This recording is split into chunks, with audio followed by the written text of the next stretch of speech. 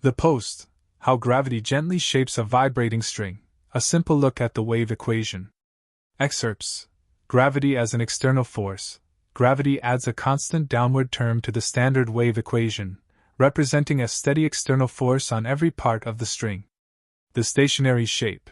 By ignoring vibrations and looking only at the effects of tension and gravity, we find the string settles into a slight parabolic curve.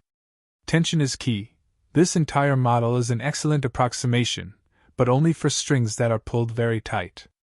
In these cases, the restoring force from tension is vastly stronger than the force of gravity, ensuring the string's sag and its slope remain very small. Programmatic demo. How the string's equilibrium is fundamentally shifted by the constant external force. Relevant file. How a constant external force density modifies the one-dimensional wave equation and leads to a stationary solution governed by a simple second-order ordinary differential equation.